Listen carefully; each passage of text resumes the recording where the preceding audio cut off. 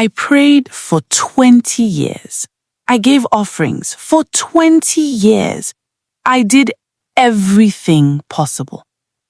Then, at 50 years old, I finally gave birth. But my baby has never cried. He has never taken a single breath. His tiny chest has never risen or fallen. And he only talks to me when the house is completely dark. The first time my baby spoke, I thought I was losing my mind. It was only 3 nights after we brought him home from the hospital. I hadn't slept. Not really. Maybe an hour here, 10 minutes there. Everyone talks about postpartum depression. Nobody tells you about postpartum madness. About hearing things, seeing things, wondering if your own mind has finally broken. Daniel was asleep downstairs after another argument. He wanted me to rest. The doctors wanted more tests. I wanted answers because something about my baby wasn't right. I couldn't explain it. I just knew. Around 2 in the morning, I got out of bed. The house felt strange, heavy, like someone else was inside with us. Without thinking, I started turning off every light. The bedroom lamp, the hallway light, the kitchen light, the television, even the tiny red light on the Wi-Fi router. Darkness swallowed the house. Then it happened. I heard it. A tiny voice, soft, clear, right behind me. "Thank you, Mommy!" I screamed. My heart nearly stopped. I ran out of the bedroom so fast I slammed into the hallway wall. My legs gave way beneath me. I crawled backward across the floor, shaking so hard I couldn't breathe. No, this isn't happening. I kept telling myself it was exhaustion, sleep deprivation, postpartum madness. Anything but what I had just heard.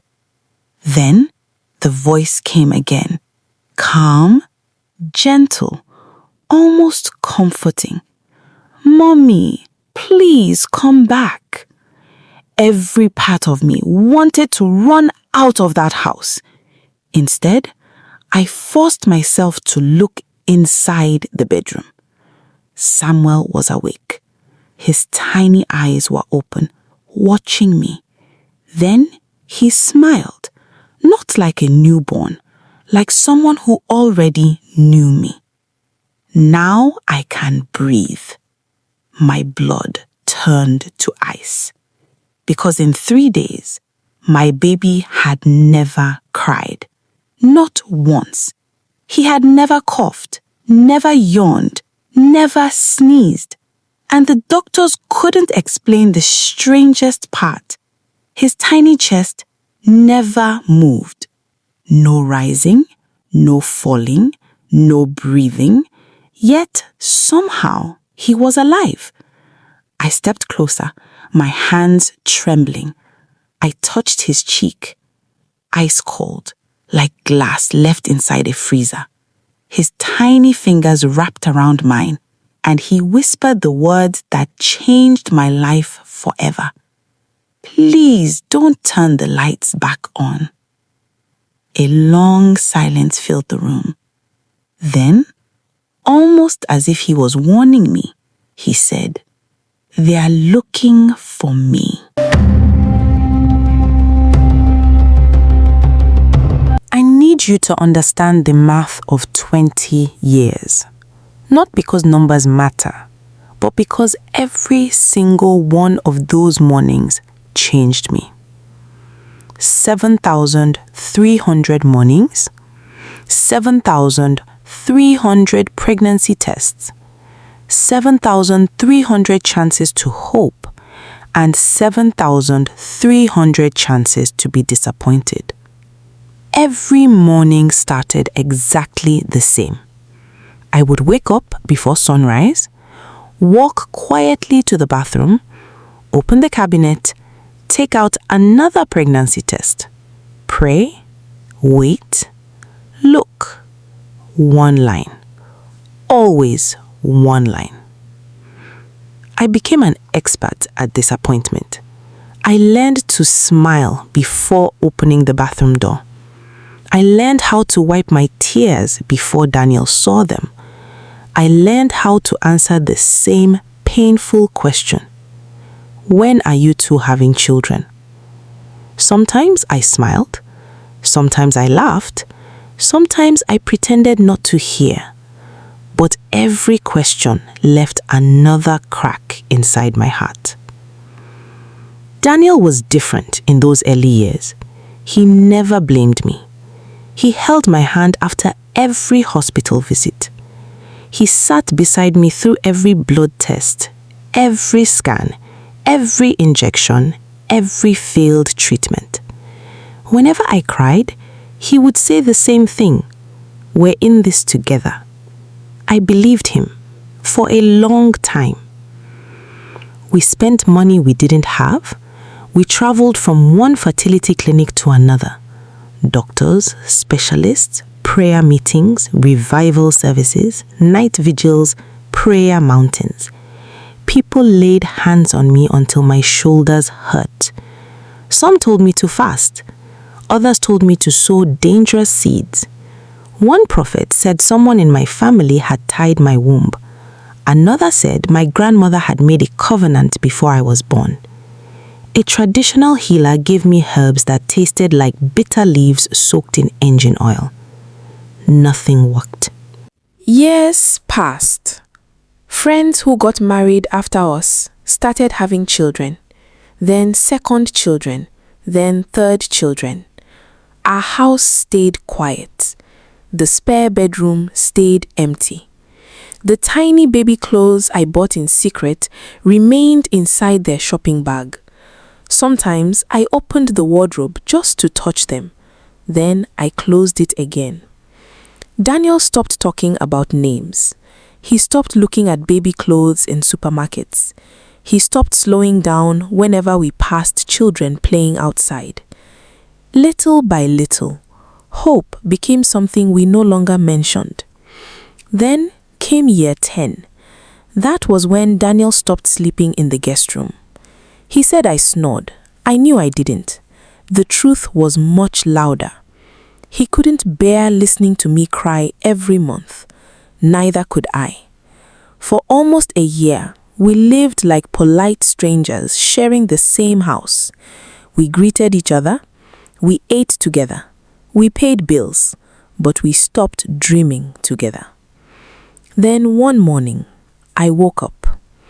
The other side of the bed had already been cold for months. I walked into the guest room. It was empty. The wardrobe doors were open. His clothes were gone. His shoes were gone. His suitcase was gone. Only his wedding photograph remained on the bedside table, face down. He called later that afternoon. His voice sounded tired. "I'm sorry, Grace." Those 3 words told me everything. He had rented an apartment across town. He said he needed space. Space to think. Space to breathe. Space to figure out what was left of us. I wanted to beg him to come home. Instead, I simply said, "I understand." But I didn't. Weeks became months. Months became years. Daniel visited sometimes, mostly to check on me. Sometimes we had dinner together. Sometimes we laughed about old memories. But when night came, he always left. Then one evening, he looked at me with tears in his eyes. "There is someone else." I felt my heart stop. He kept talking. I never planned it. I fought it. I really did. I couldn't hear the rest. The room became quiet. Not peaceful. Empty. The kind of silence that comes after something inside you breaks forever. I nodded. I even smiled. Then I watched my husband walk out of the house we built together. This time, I knew he wasn't coming back. That night, for the first time in 20 years, I didn't pray for a baby. I prayed to stop hurting. I had no idea. Someone had finally been listening. Morning number 7300. I woke up alone. The house smelled like lavender air freshener and failure. I was 50 years old. My marriage was falling apart. Daniel had moved out months ago, but he never completely disappeared. Sometimes he came by to check on me. Sometimes we shared dinner in awkward silence. Sometimes we tried to pretend we were still us. And sometimes we held on to each other, because 20 years is a difficult thing to bury. The doctors had convinced me not to give up. They said as long as there was a chance, no matter how small, I should keep testing. So I did. The silence in the house had become my closest companion.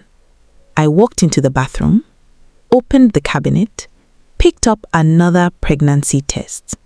Just another warning. Just another disappointment. I didn't even pray this time. I took the test, placed it on the sink, then I walked away. I washed my hands, looked at myself in the mirror, forced a smile. I had learned to smile before looking. That way, the disappointment wouldn't hurt as much. I counted slowly. 1, 2, 3. All the way to 100. Then I picked up the test. I almost dropped it. 2 lines. I blinked. Still there. Then, a third dark line slowly appeared. My hands began to shake. What? The plastic casing made a tiny cracking sound. Not loud, just enough for me to hear it. A thin, dark liquid slowly spread inside the test window. It wasn't red. It wasn't blue. It was almost black. It reminded me of wet soil after heavy rain. The smell reached me a second later. Wet earth, fresh rain. Then another memory rushed into my mind.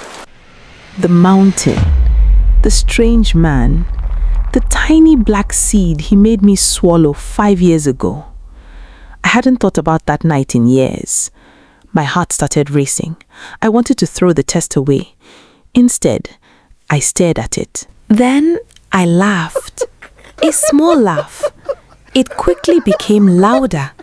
I laughed until tears filled my eyes. Then I threw up on the bathroom floor. Life had a cruel sense of humor. It gave me everything after taking everything away first. I reached for my phone. Not Daniel, not yet.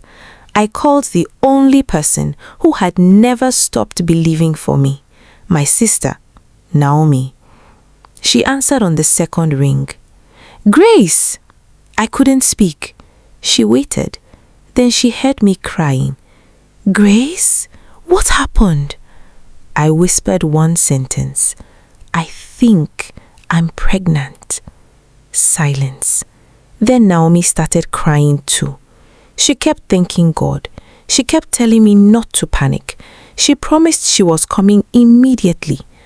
I sat on the bathroom floor, still holding the strange pregnancy test. I couldn't stop staring at it. Something about it didn't feel right.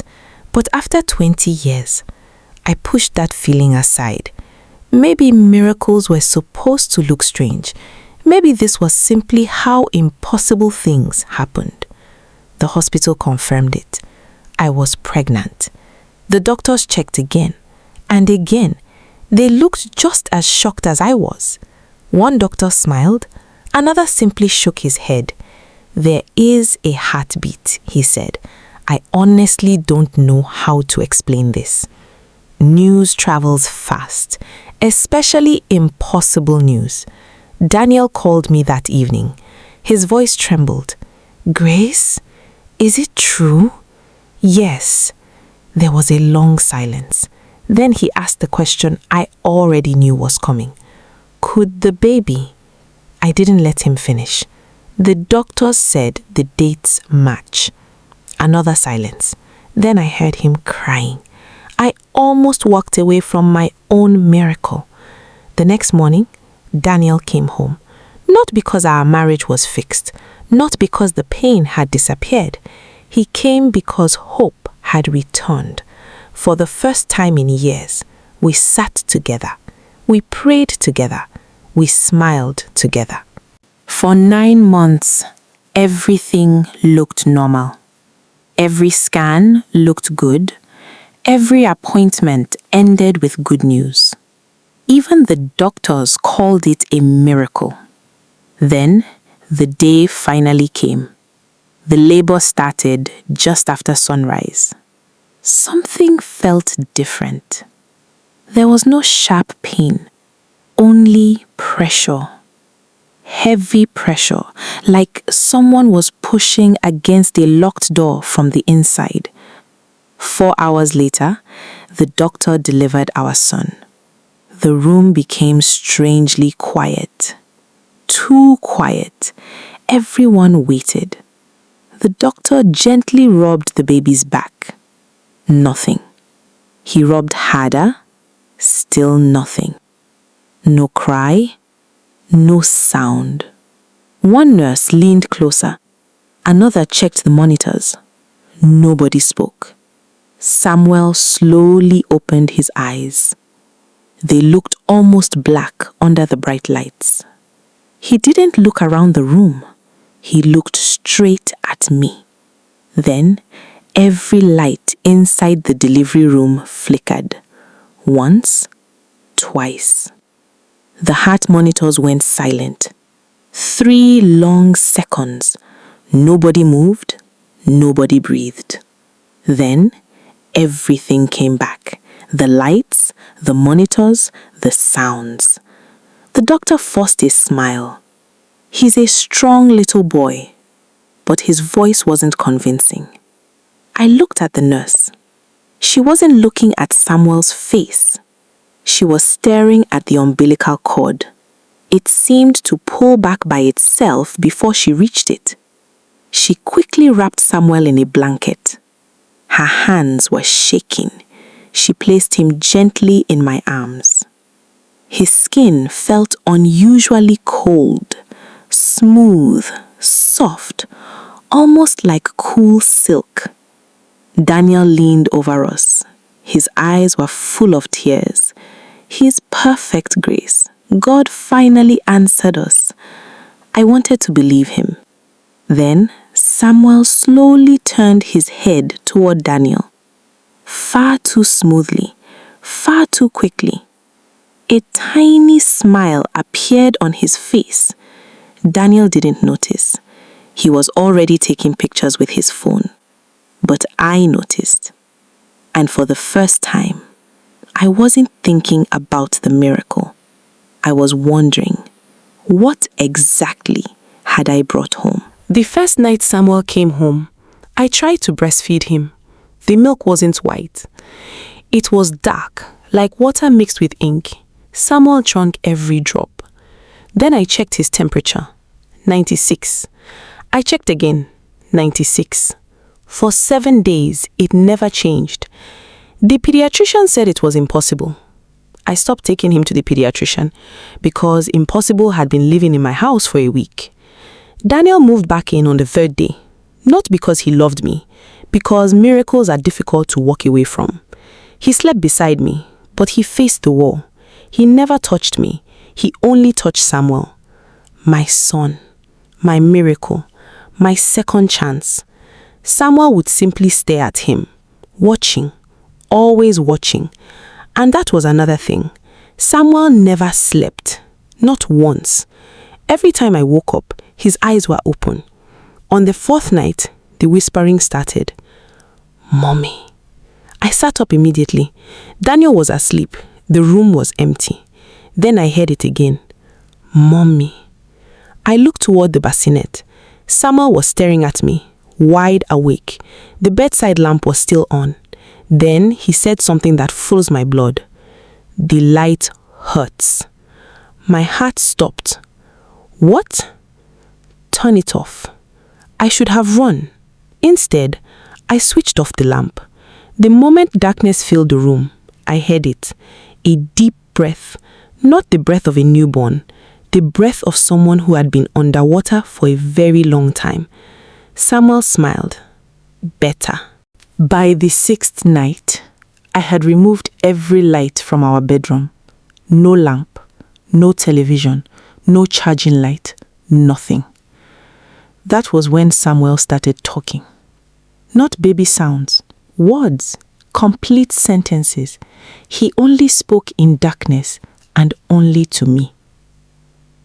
The first thing he ever told me was this: Daddy still visits her on Thursdays. My entire body went cold. What? The woman with the blue curtains. I stopped breathing. Mommy, she keeps cat food in her bathroom. Daniel sat up immediately. What did you say? Samuel looked toward him. Silence. Then he looked back at me. He says he stays late at work. I couldn't speak, because 3 years ago, I had seen a photograph on Daniel's phone. Blue curtains. Naomi came the next morning. She took one look at Samuel and froze. Grace, why does your baby have a beard? The room became silent. I looked down.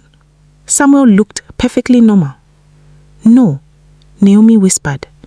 He had a beard. She looked again, then gasped. Now he's old.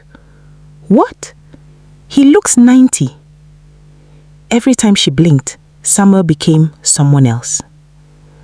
That night, Samuel spoke again. You swallowed the seed, Mommy. I felt the blood leave my body. I had never told anyone about the seed. Never. On the 8th night, Daniel finally snapped. He stormed into the hallway. This house is insane! He switched on the hall light. The bulb exploded immediately. Glass covered the floor. Then, for the first time, Samuel spoke where everyone could hear him. Stay in the dark, Daddy. Daniel froze. Samuel smiled. I know where she lives. Daniel's face lost all color. The apartment on Bodilon Road. No. 3rd floor. No. Blue curtains. Daniel started crying. Before sunrise, he packed his bags. Grace, that thing is not a baby. He's our son. No. That thing knows things. The light suddenly became brighter than I had ever seen. Then, darkness. Complete darkness. Daniel screamed. When the emergency lights finally came on, his wedding ring was gone, as if 20 years of marriage had never happened. He grabbed his dagger and ran. He never looked back. Naomi arrived again the next day. The moment she saw Samuel, she stopped walking. For a long time, she said nothing. Then she slowly sat down. Grace? Her voice was shaking. Tell me the truth. My heart sank. What truth? She looked at Samuel, then back at me. How did you get this baby? This child isn't natural. I have looked at him 5 times today, and I have seen 5 different faces. My hand started shaking. Grace, what happened? Did someone pray for you? Did someone give you something? Did you go somewhere? For the first time in years, I told someone everything. The mountain, the strange old man, the prayer, and the tiny black seed I swallowed 5 years ago. By the time I finished, Naomi was crying. She squeezed my hand. Then she whispered, "Grace, I don't know what you brought into this house, but we are going to find out." From the bassinet behind us, Samuel laughed. By sunset, Naomi and I were already on the road.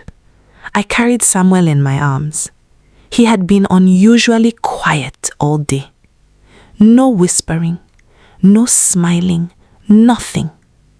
For the first time since he was born, he looked afraid. The mountain looked exactly as I remembered it, only older, darker. The trees seemed taller. The air felt heavier. Naomi held my hand as we climbed. "Grace, if anything feels wrong, we leave." I nodded, but deep down, I knew it was already too late. When we reached the top, the shrine was still there, but the old man was gone. In his place sat an old woman. She looked at me, then at Samuel, and sighed. I was wondering when you would return." Every hair on my body stood up. "You know me? I know all mothers who come here with empty arms." My heart began to pound. "The old man? Where is he?" The woman's expression changed. "He died 3 years ago." I froze. "What?" He knew this day would come. Samuel suddenly buried his face in my neck. The woman noticed. So he remembers me. Naomi stepped forward. "What is going on?" The woman ignored her. Instead, she looked directly at me. "You should have come back sooner." My voice trembled. What did he give me? The woman was silent for a long time. Then she answered, "Not a child." The world seemed to stop. "What? You came here 10 years ago carrying grief. You prayed for a baby, but your prayers had become something else." My hands tightened around Samuel. "I don't understand." "No," she said quietly. "You don't." She slowly stood to her feet. "You prayed for 20 years. You cried for 20 years. You fed your pain every single day." She pointed at Samuel. "And then you fed it a body." Naomi gasped. "No." The woman nodded. "You did not give birth to a child. You gave birth to your obsession." The mountain suddenly became very quiet. I could hear my heartbeat. "That's impossible." "Is it?" She pointed towards Samuel again. "Tell me, has he ever breathed?" I said nothing. "Has he ever slept?" Silence. "Has he ever cried?" Tears filled my eyes. The woman sighed. "The old man warned you. He told you to swallow the seed only if you are prepared to accept the answer to your prayer. I asked for a baby." "No," she said softly. "You asked for anything." The words hit me like a slap, because she was right. After 20 years, I had stopped asking God for a child. I had started begging the universe for anything at all. Then Samuel finally spoke. "No, Mommy." The woman's face changed immediately. "Don't listen to him." Samuel's tiny fingers tightened around my hand. "Please, don't leave me here." My heart broke. "I love you, Mommy." The woman suddenly shouted, "Don't listen to him."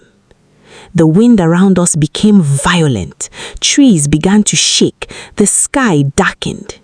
You have until sunrise. My breathing stopped. Until sunrise for what? She looked at me with pity. At sunrise tomorrow, you must make a choice. My knees nearly gave way. What choice? The woman pointed towards Samuel. Keep him, and every person who has ever loved you will slowly disappear from this world. Naomi's face went pale. Or? The woman's eyes filled with tears. Give him back. Silence. Samuel began crying harder. No, Mommy. Please, I don't want to go back. Back where? I whispered. For the first time, fear appeared on his face. The dark. The woman closed her eyes. If you do not choose by sunrise, he will choose for you.